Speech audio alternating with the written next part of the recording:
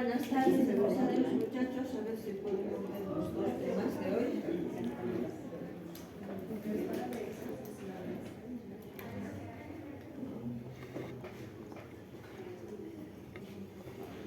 Bueno, vamos a ir con cirugía de intestino grueso.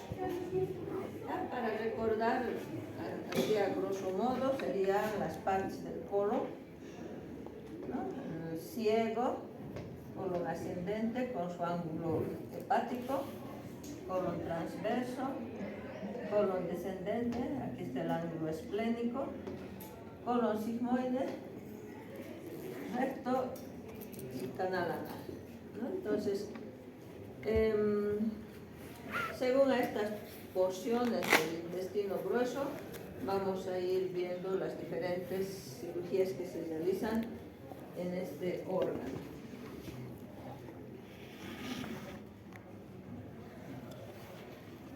Vamos a ver las colostomías. Las colostomías son muy importantes en cirugía de colon, puesto que sirve para poder proteger las anastomosis o las cirugías que se hacen en un medio contaminado, ¿no?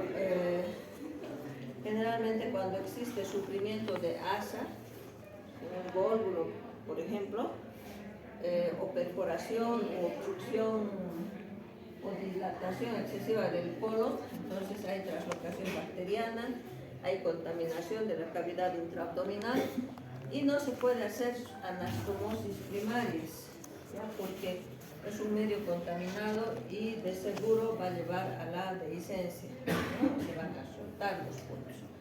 Entonces, para evitar esa dehiscencia de las anastomosis o de las rafias, se hace este procedimiento que es la colostomía, ¿no? La colostomía será la abocación de un segmento del intestino grueso o del colon hacia el exterior, ya sea directamente o muchas veces también de una zona. Entonces, según su localización anatómica, pues puede ser en cualquier segmento. Generalmente se hace en ciego, en transverso o en el sigmoide. Su función puede ser descompresiva sin tener que seccionar ningún segmento y se hace en asa, o derivativa, que también puede ser en asa o terminal, ¿ya? Eso, recuerdan, el intestino delgado, y hemos visto cuáles son las temporales en asa y las terminales, que son definitivas, ¿no? Es igual aquí en colon. Según el tiempo de permanencia, generalmente son temporales, hasta que pase el proceso que nos ha llevado a hacer este procedimiento, ¿no? Si se hace una colostomía, generalmente la restitución del tránsito intestinal, que se llama el segundo tiempo de una colostomía, se realiza 3 meses como mínimo, 3 meses después. Mejor si es dejarlo más tiempo, ¿no? 4 meses, 5 meses, cuando ya pasa todo el proceso infeccioso, inflamatorio, y ya se pueda hacer con seguridad las anastomosis. Y tenemos la definitiva en un caso cuando ya no haya el canal anal, ¿no? Entonces, si no hay canal anal ni recto, quedaría una colostomía definitiva. Generalmente en procesos malignos, neoplásicos malignos, que llevan a hacer estos procesos definitivos. Y las derivaciones internas, que hay una que se realiza más, que todavía se realiza, vamos a describir esa. Las otras solamente las vamos a nombrar, ya no se realizan, o sea, o se puede realizar alguna vez excepcionalmente. Entonces vamos a ir por partes, ¿ya? La cecostomía. La cecostomía será la abocación del ciego, ¿no? Hacia el exterior.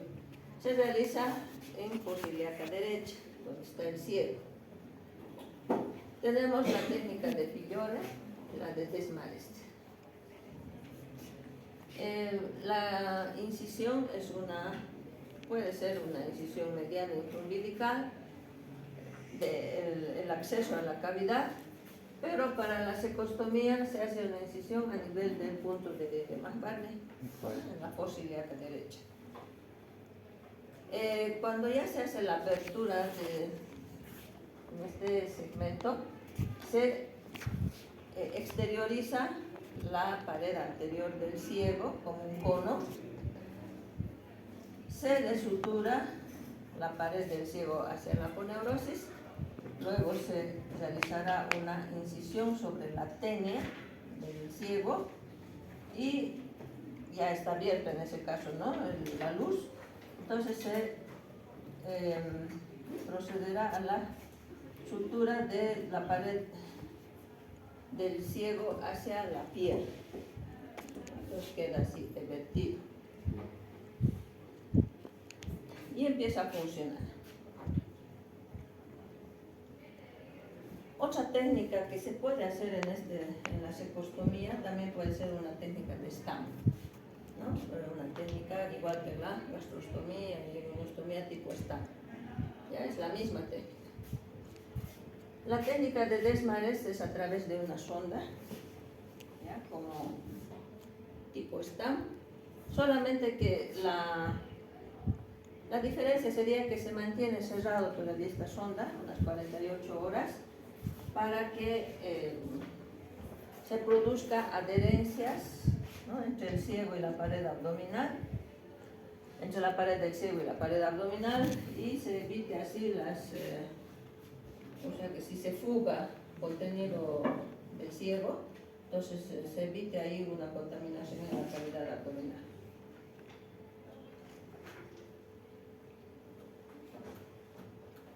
Vamos avanzando a la transversostomía. Existen dos clases de esta transversostomía, la de maduración precoz y la de maduración tardía o de Bank-Steen.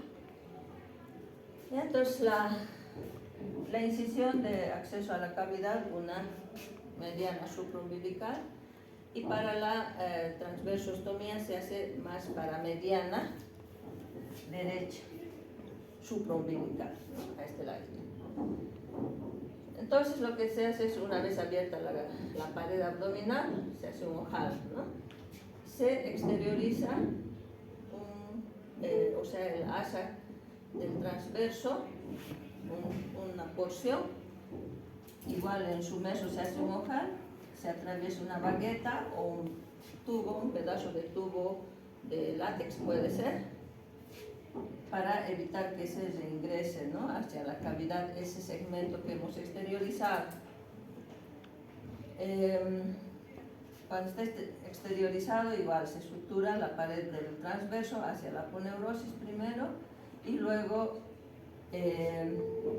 se hace una incisión a nivel de la ténia anterior del transverso, y ahí ya se abre, ¿no?, se abre el intestino. Y este labio se va a suturar aquí, ¿no?, está aquí, y este otro pues hacia atrás, ¿no?, quedando vertido la mucosa del transverso. Quedará así, dos bocas, porque es un segmento proximal y otro distal, ¿no? Esa es la de maduración precoz. La de Bank-Steen, la única diferencia es que se le deja así exteriorizado, igual 48 horas, esperando que se hagan algunas adherencias, protegiendo esta transversostomía, y luego se hace el mismo procedimiento: apertura del transverso a nivel de la ténia anterior, sutura, eversión, o sea, se vierte, ¿no?, el colon, y queda así.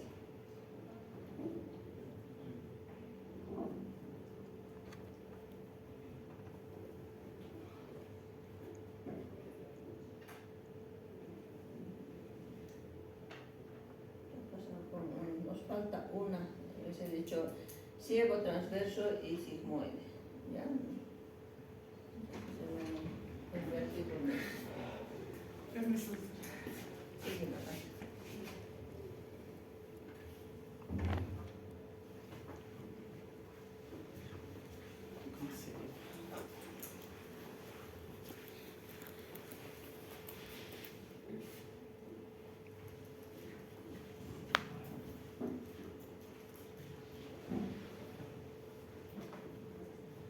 Falta a nivel del sigmoide.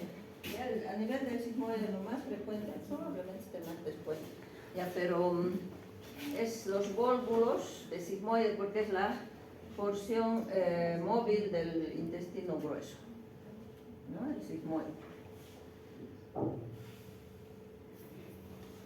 A nivel del sigmoide se puede hacer la operación de Hartmann, se llama.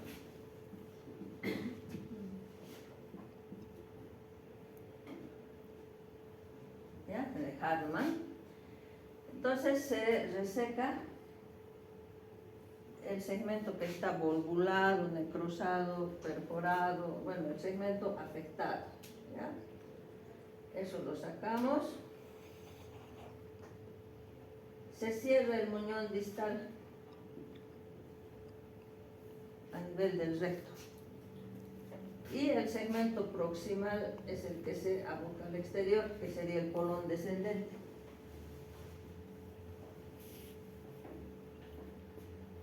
Esa es la operación de Hartmann, ¿ya? Entonces corresponde 3 partes o 3 tiempos, se puede decir. Resección del segmento afectado, colostomía proximal, cierre de muñón distal. ¿Ya? Esos son sus 3 pasos de la operación de Hartmann.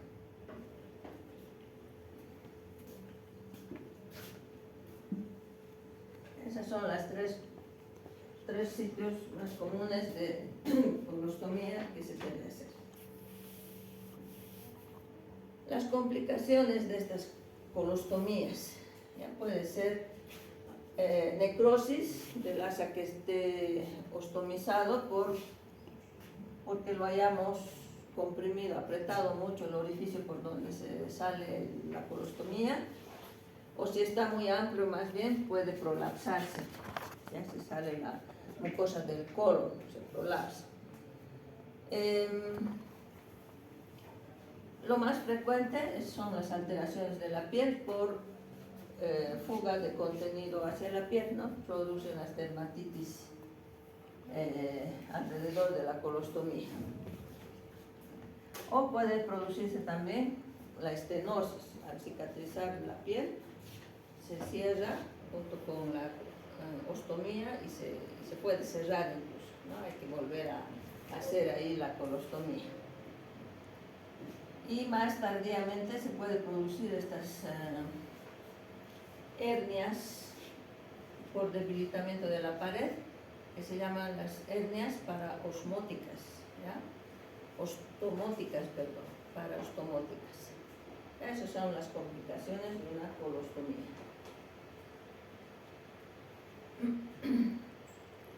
Existe una entidad muy frecuente, al menos en este medio, que es el megacolon, ¿ya? El megacolon chagásico, megacolon de altura, o el idiopático también puede ser, ¿no?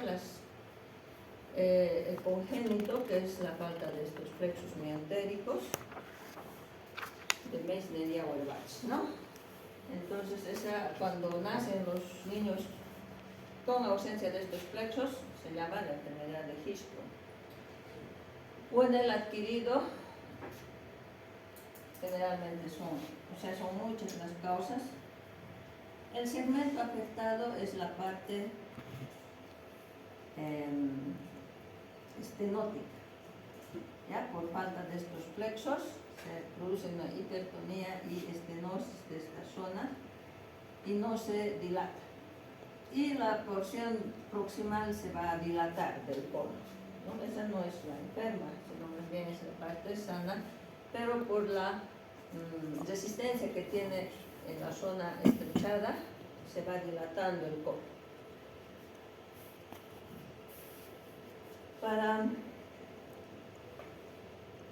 Bueno, eso heterogénea, vamos a ver, nos vamos a ir directamente al cuadro clínico que produce esta entidad, sería un cuadro de obstrucción intestinal baja, ¿no? El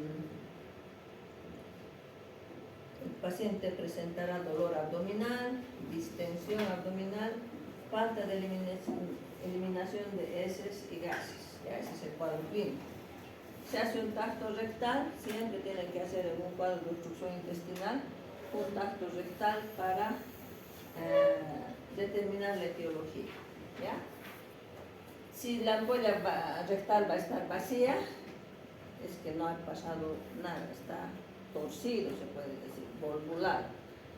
Pero hay situaciones en estos también que si tocan, se puede tocar heces impactadas, heces fecales muy duras o muy pastosas que están produciendo la obstrucción intestinal baja, ¿no? Si es duro, a veces está como una piedra, esa es una cabeza de fecaloma.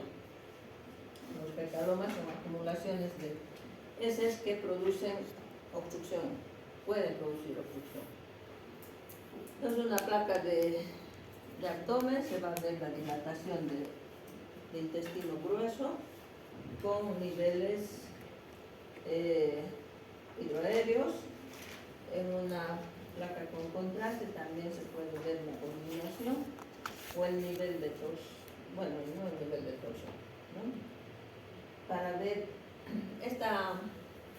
con contraste no se hace para ver la obstrucción, ¿ya? Se hace en los casos programados para ver qué tamaño, qué longitud tendrá el colon, si es un megacolon o es un dólico colon o es un dólico megacolon, ¿ya? Dólico colon es cuando está más alargado de lo normal. Megacolon, si es más dilatado, su diámetro es mayor que lo normal, ¿no? O ambas entidades pueden ir juntas. Puede estar dilatado y puede estar alargado, ¿no? Entonces, en esos casos se hace un colon varitado o colon por enema que se llama, ¿no? A través de un enema introducen el vario, se pinta todo el marco colónico y ahí se ve, miren cómo este ángulo está yendo a darse una vuelta, aquí el sigmoide se da otra vuelta, ¿no? Entonces eso es un dólico colon.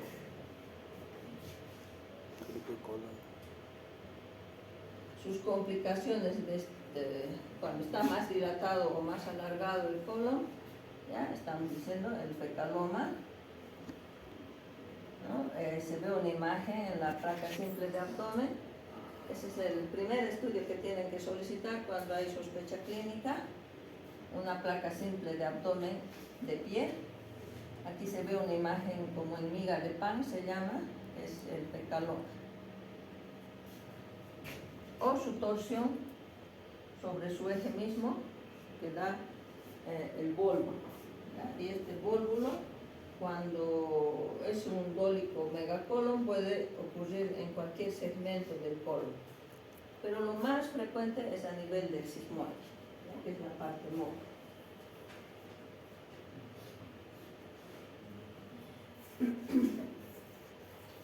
Antes de ir al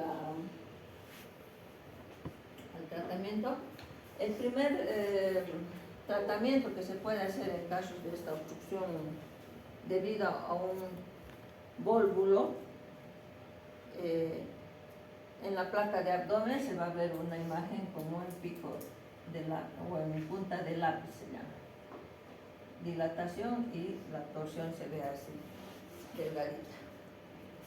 Entonces, el primer tratamiento, según el tiempo de evolución, se debe solicitar una rectosigmoidoscopía, ¿no? Se introduce el rectosigmoidoscopio para poder ver el lugar de la torsión. Si se ve el lugar de la torsión y la mucosa está rosada, sin sangrado, entonces se debe atravesar una sonda rectal larga hasta pasar el nivel de la torsión y ahí se obtiene la salida de abundante gas y la posterior devolvulación. Cuando se descomprime, se destuerce y ahí se ha solucionado la emergencia del paciente, no su cuadro, solo la emergencia. Porque ¿cuál es su complicación si pasa más tiempo, más de un día, más de 6 horas, digamos, o de 8 horas torcido? Puede llegar a producir isquemia. Entonces, si con la rectosigmoidoscopía se ve la mucosa, o sea, la roseta de torsión, que está la mucosa violácea, con sangrado o con áreas de necrosis, entonces ya no hay que meter la sonda y directamente va a cirugía.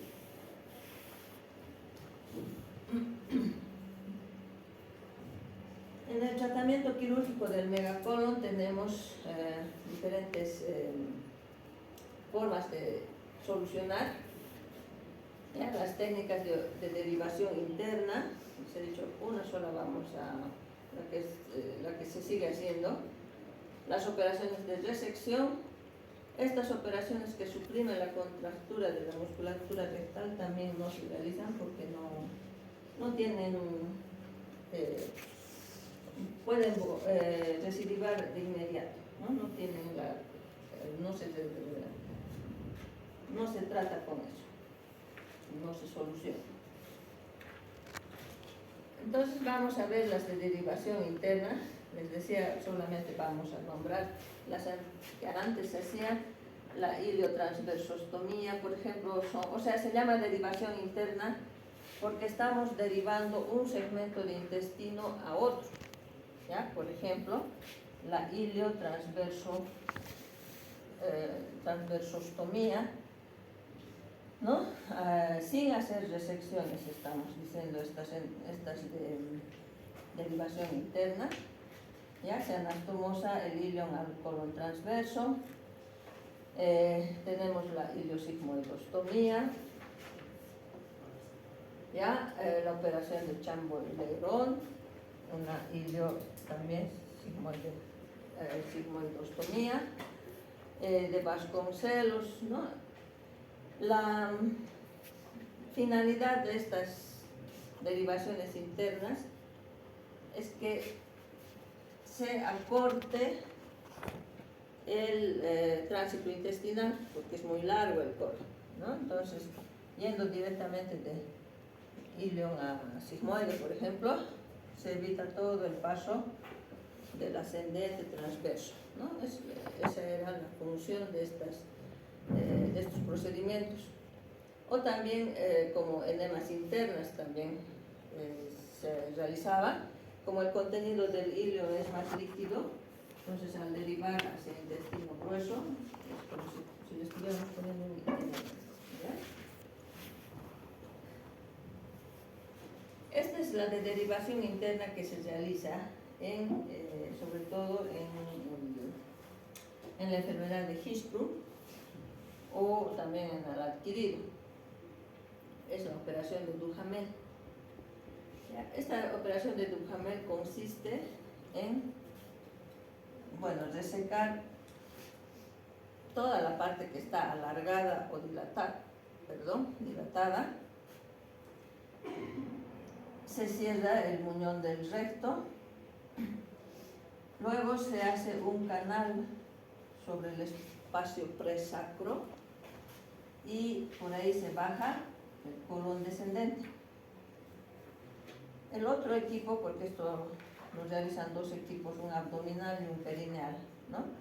El otro equipo va por el canal anal y se realiza un ojal en la pared posterior del recto y por ahí se hace la anastomosis del colon descendente con el recto.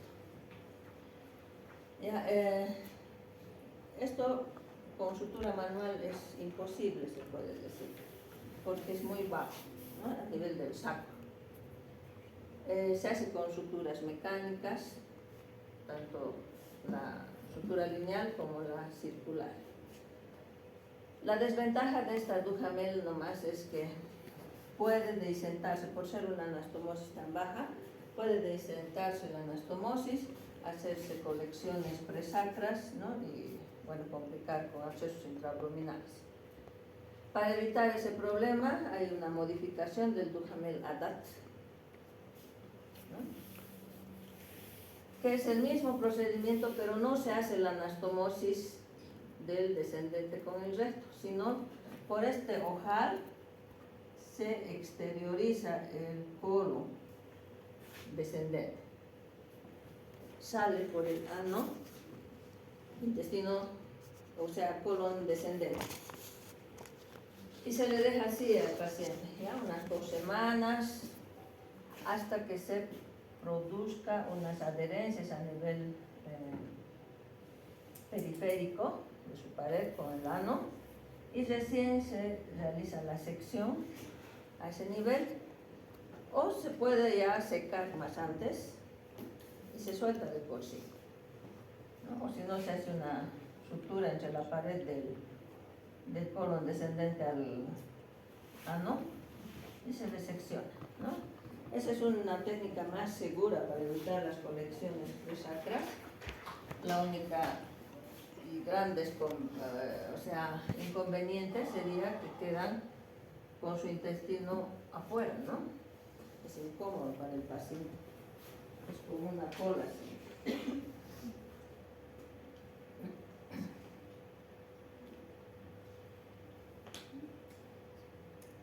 Las colectomías, o sea, las resecciones, que también se realizan en procesos tumorales obstructivos de los diferentes segmentos del colon. ¿Ya? Entonces, si es el lado derecho lo que se va a resecar, los pasos a seguir son primero la movilización del colon. Esta parte por el parieto cólico no hay nada que lo una a la pared. Lo que se va a hacer es la ligadura y sección segmentaria del mesocolon, ¿ya? La derecha, la hemicolectomía derecha comprende desde todo el intestino grueso, o sea, ciego hasta la mitad, o bueno, incluye el ángulo hepático del colon, ¿ya? Y luego la restitución del tránsito sería la ilio transverso anastomosis, ¿no ve? Si estamos sacando todo el lado derecho del colon, lo que quedaría es hacer la anastomosis del ilio terminal con el transverso. Va a ser siempre diferente su diámetro, ¿no ve? Del ilion es más delgado que el colon. Se puede cerrar una porción del colon para que coincida el diámetro del ilion para hacer una terminal, o se puede cerrar el ilion, lo cerramos el colon y llevamos aquí, ¿no? Y se hace una anastomosis lateral, que es mejor porque se puede dar el diámetro adecuado, el diámetro que uno quiere entre ambos lados del intestino, y así evitar las estenosis, ¿no? Entonces sería movilización del colon, sección y ligadura del mesocolon, sección y cierre del transverso y la iliotransverso anastomosis. Esos son los pasos de la hemicolectomía derecha. La hemicolectomía izquierda consiste en sacar el colon descendente, ¿ya? Descendente, además del ángulo esplénico del colon. Igual, se hace movilización del colon, se secciona y se unirá, que quedaría transverso con el sigmoide, ¿no ve? La restitución. La resección anterior o sigmoidectomía. Aquí lo que sale es el sigmoide y la restitución sería descendente con el recto, ¿no ve? Esa es la sigmoidectomía o resección anterior que se llama. La colectomía total significa sacar todo el colon, pero queda el recto, ¿ya? Entonces, se secciona, perdón, de la válvula iliocecal y hasta el recto. Va a salir todo el colon derecho, o digo el ciego ascendente, transverso descendente y sigmoide sale ahí. Y se unirá el ilion con el recto. ¿Ven? Y la resección abdominoperineal u operación de Miles, ¿no? De Miles. Esa es la que queda con colostomía definitiva. Cuando hay problemas en canal anal, entonces lo que se extrae es el recto, todo canal anal más el esfínter, y quedará ostomizado definitivamente el colon sigmoide, ¿no ven? O sea, la parte izquierda ¿no? Entonces esas son las diferentes resecciones que se hacen de acuerdo a los segmentos afectados que estén en el colon.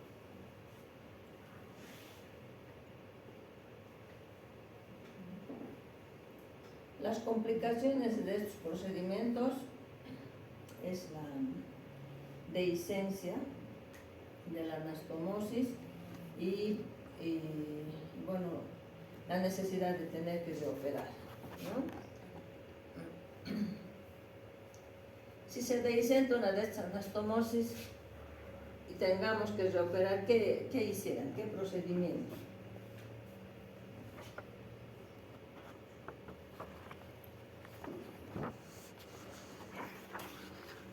Ya les he dicho, en medio contaminado no se hace anastomosis primarias, sino que hiciéramos otra colostomía. Si se soltaría una de estas anastomosis. Estos procedimientos de resección más anastomosis primaria que estamos describiendo, porque anastomosis primaria es cuando se anastomosa, o sea, se hace la restitución del tránsito en el mismo momento, o sea, en el mismo acto quirúrgico.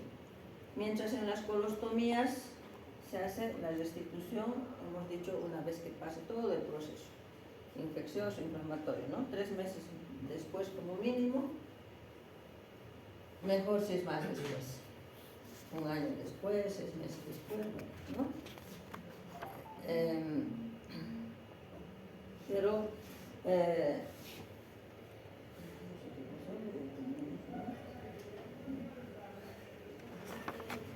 por ejemplo, en el cáncer de colon también se hacen estas resecciones dependiendo de dónde está ubicado el tumor. ¿Okay? Si está aquí, se lo van a la colectomía izquierda. En los dolicomegacolon también se hace una hemicolectomía izquierda ampliada que sale hasta la mitad del transverso. ¿No? Si está en el sigmoide, será una sigmoidectomía nomás. ¿Se ha entendido esta parte de las colectomías? Para hacer las colectomías con anastomosis primaria, el colon tiene que estar preparado, ¿ya? Eso significa que hay que hacer la limpieza mecánica y medicamentosa del colon. Cuando se programa una resección de colon, se hospitaliza unos días antes al paciente. Se le indica ya iniciar con metronidazol por vía oral, puede ser, unos 2 días antes a la cirugía, y el lavado mecánico. O sea, hay que indicar enemas evacuantes 3 veces al día para que vayan lavando todo el colon. Y un día antes a la cirugía se le puede dar mannitol, cada 15 minutos, hasta 2 litros pueden tomar, para que eso produzca una diarrea osmótica, ¿no? Y se limpie bien el colon. Si hay residuos de heces, es mejor no hacer la anastomosis, ¿no? Dejar en la colostomía, ¿no? Pero para eso hay que preparar, ¿no? Porque si está sucio el colon, de hecho es más probable, muy probable que se va a desentar, ¿no? Entonces, lo más limpiecito posible. Se hace, por eso, la preparación del colon antes de hacer estos procedimientos definitivos o con anastomosis primaria. Por eso, en caso de emergencia, se hacen las colostomías, ¿ya?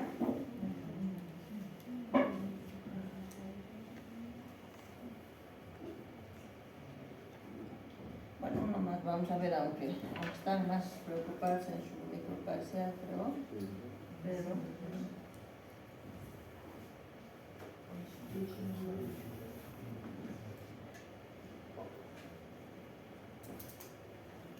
vamos a ver cirugía de páncreas, que no es largo, muchachos. Solo vamos a ver lo que es el tratamiento quirúrgico.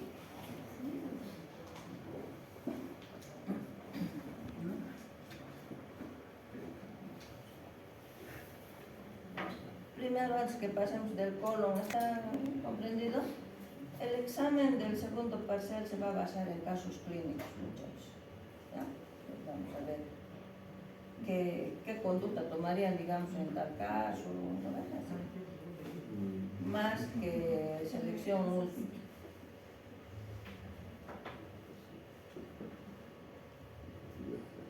Bueno, en cirugía de páncreas estamos, me estoy saltando lo que es hígado, vesícula de vías biliares, porque eso es en una sola clase, es largo eso, ¿ya? Entonces, por eso, luego vamos a ver esa parte.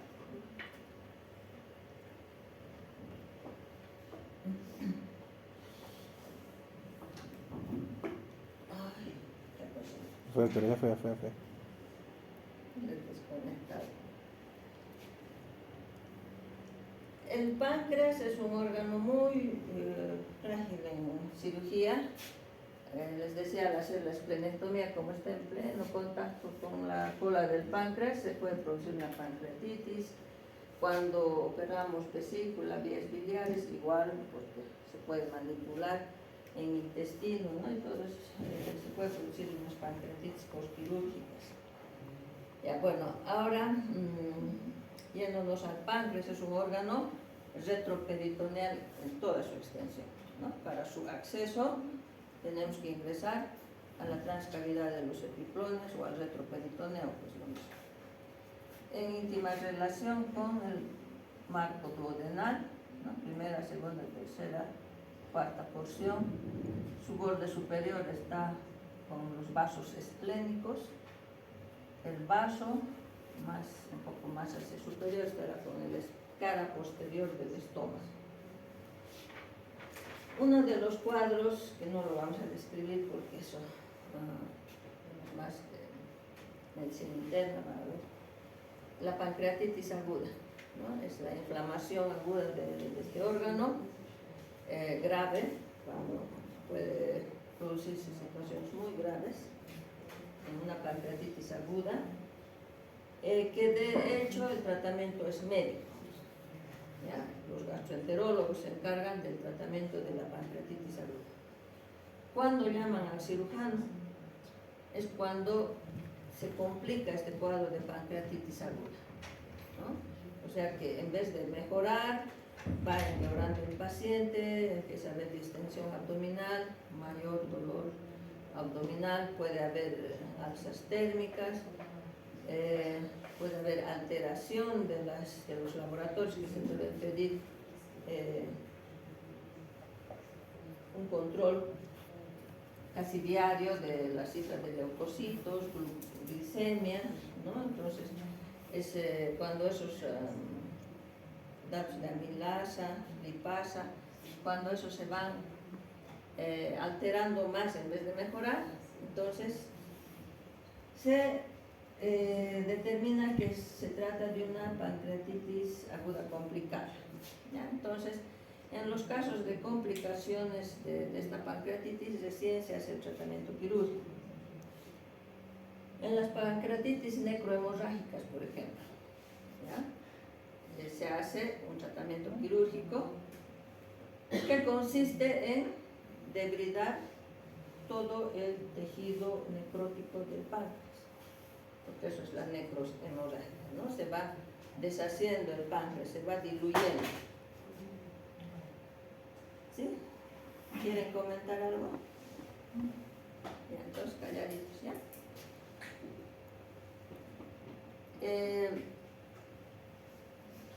Entonces se ingresa a la transcavidad de los epiplones y se va haciendo la necrosectomía, ¿ya? O sea, sacar todo el tejido necrótico que sea posible hasta que quede un tejido sano de páncreas. A veces se saca todo o queda centímetros de tejido pancreático y dejar drenaje, un drenaje a ese nivel para ir viendo la evolución. A veces es necesario dejar abierta la cavidad con una laparostomía contenida para que cada 48 horas se pueda ingresar, otra vez hacer lavado y ver si es que no se ha necrosado más tejido pancreático.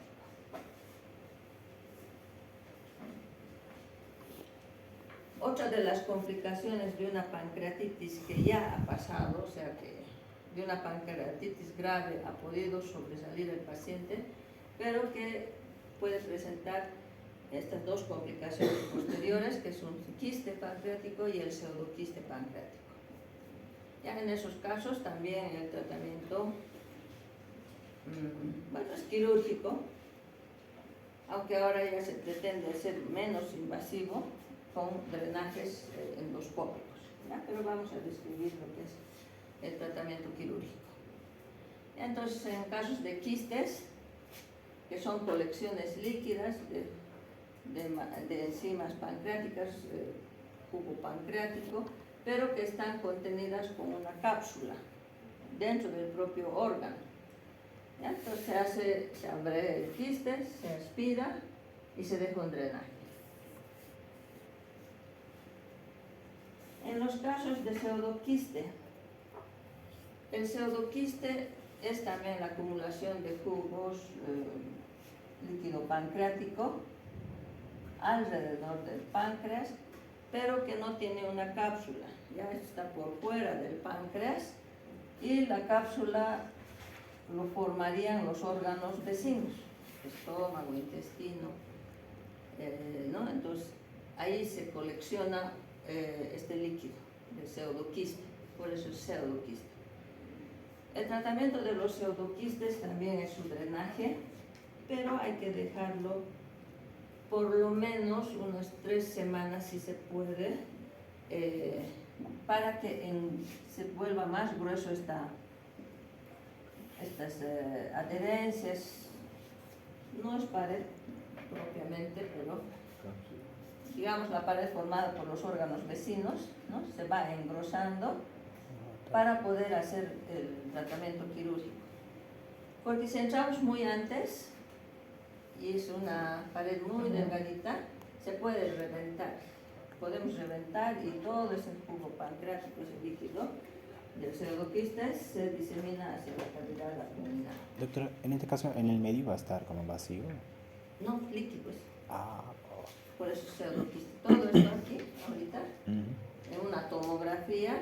Primero se hace una ecografía abdominal que ya reporta colección líquida detrás del páncreas, la cabeza, así, ¿no? Eso se hace una tomografía para determinar más exactamente el tamaño, ¿no? Entonces líquido, pues jugo, líquido pancreático inflamatorio. Y entonces cuando ya está bien organizado su pared, ahí se puede proceder al drenaje recién. Esta es una vista por endoscopía, ¿no? Esta es la cavidad gástrica y se está viendo hacia su pared posterior un levantamiento de la pared, una protrusión, se puede decir, ¿no? De la pared del estómago. Bueno, vamos a ver un poquito. Y el otro tratamiento quirúrgico de otra complicación más grave también es el absceso pancreático, ¿no?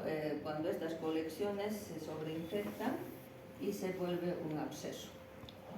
En la tomografía se va a ver áreas igual de contenido líquido con burbujas de gas, ¿no?, que nos indica que es el absceso. También el tratamiento es el drenaje, ¿no? Hay que ingresar al retroperitoneo y proceder al drenaje de este absceso, dejar drenajes, a veces es necesario dejar 2 drenajes en la zona, ¿no? Hay varios métodos para hacer, es difícil el tratamiento del absceso pancreático. Por uno ingresa líquido, por un drenaje, y por el otro puede salir, para hacer como un lavado. O dejar una laparostomía contenida y hacer lavados dentro de la cirugía.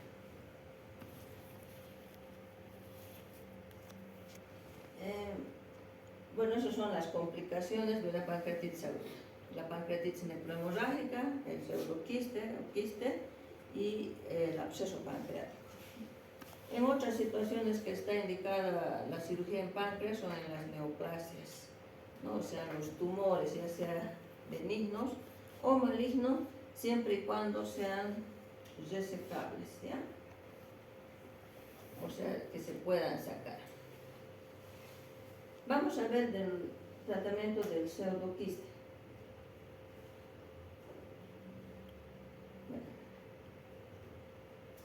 El ingreso, una incisión en boca de horno, es una incisión horizontal de curvatura o de concavidad inferior.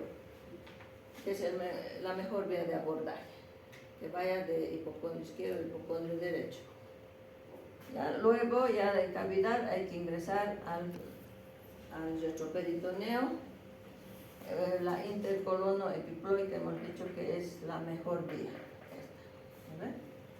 La intercolonoepiploica. Ya estando en el retroperitoneo, entonces veremos la localización del pseudoquiste, que ya uno ya va con la tomografía, todo eso, ya con un plan de quirúrgico, ¿no? Si está más hacia la cabeza del páncreas, el pseudoquiste, el órgano más cercano para poderlo drenar es el duodeno, ¿no? Entonces lo que se hace es una cistoduodenostomía, ¿ya? O sea, se abre primero la pared anterior del duodeno, se llega a su pared posterior, ahí se hace un pequeño ojal, una abertura, ahí está el pseudoquiste detrás de eso, de la segunda porción, digamos, y se hace un orleaje, se llama, una sutura alrededor de esa boca que hemos abierto entre la pared posterior del duodeno y el pseudoquiste. Se aspira todo lo que se pueda, ¿no? Aquí está abiertita, se aspira todo lo que se pueda y luego se hará el cierre de la pared anterior del duodeno. Se deja así abierto ese ojal, uniendo el pseudoquiste con la pared posterior del duodeno. Eso es para que se vacíe, por vía natural se elimine todo el líquido del pseudoquiste. Lo mismo se hace si es que el pseudoquiste está más hacia el cuerpo del páncreas. El más accesible sería el estómago, ¿no? Entonces se hará una cistotransgastrostomía o cistogastrostomía. Aparece el trans porque es igual, se atraviesa también igual que el duodeno, ¿no? Entonces primero se abrirá la pared anterior del estómago, vemos lo que está ahí, el abombamiento del pseudoquiste, se le hace un ojal entre la pared posterior del estómago y el pseudoquiste. Aquí está un aspirador, ¿no? Está aspirando el líquido. Luego se hace ese orleaje que se llama la sutura alrededor de ese ojal, que no tiene que ser tan chiquito, ¿no? Unos 3 centímetros, 2 como mínimo. para que se siga vaciando hacia el estómago, ¿no? Y después se hará la rafia de la pared anterior del estómago. Y si está más hacia la cola, en la colección mayor del pseudoquiste, se hace una con el yeyuno, una cisto-yeyunostomía. Ahí se llevará un asa de yeyuno, igual se sutura hacia la pared del pseudoquiste, se comunica ambos y se cierra la pared anterior del yeyuno, ¿no? Se hace una cisto-yeyunostomía. Entonces, si está más, según la localización, más a la cabeza, se hace con duodeno, el drenaje. Más al cuerpo, con estómago. Más hacia la cola, con yeyuno, ¿ya?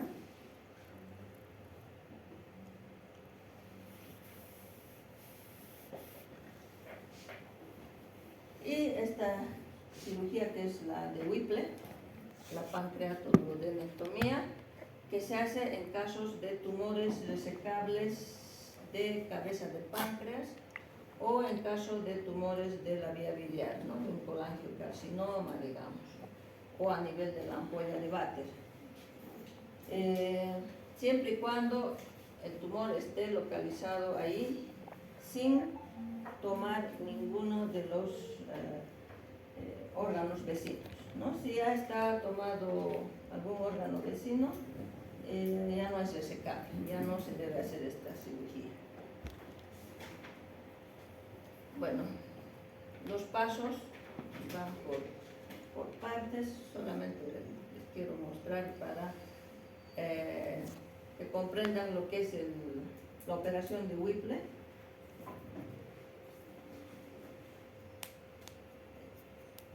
En resumen, es esto, ¿no? Se reseca lo que es todo lo que está en rojo: antropilórico, cabeza de páncreas, el duodeno, más la vía biliar. Todo eso sale con esta operación. Y no pueden quedar así sueltos, ¿lo ven? Se reconstruye, que es la última etapa de esta cirugía, con un asa de yeyuno. Se lleva el yeyuno, se va a anastomosar primero con el páncreas, una pancreático-yeyunostomía, a la vía biliar. Se ha salido el colédoco, queda pues el hepático, ¿no? Entonces se hace un hepático-yeyunostomía y con el antropilórico con una gastro-yeyunostomía, ¿ya? Entonces, en eso consiste la operación de Whipple, ¿ya? Todo esto, sale antropilórico, vía biliar, distal el colédoco, cabeza de páncreas, duodeno, ¿ya? En la reconstrucción con un asa de yeyuno. Sus complicaciones es muy frecuente, es una cirugía muy grande, por eso es bien elegida, tiene que estar esta cirugía. Las complicaciones son las dehiscencias de las anastomosis, puede haber fuga biliar, fuga del jugo pancreático, que aunque se le hace en 3 planos, aunque sea esta anastomosis, es difícil que no haya fuga a nivel de la cabeza del páncreas, ¿no? El jugo pancreático disuelve, se puede decir así, las suturas. La dehiscencia es bien común en este tipo de cirugía. No tanto así con el estómago, ¿no? Pero es grave cuando fuga bilis o jugo pancreático, ¿no? Produciendo unas peritonitis químicas que muchas veces hay que reintervenir. Eso es de cirugía de páncreas, muchachos. Ahora, bueno, descansen un rato antes de su microparcial. En esta segunda, muchachos, voy a dar mi trabajo, que es para el segundo parcial.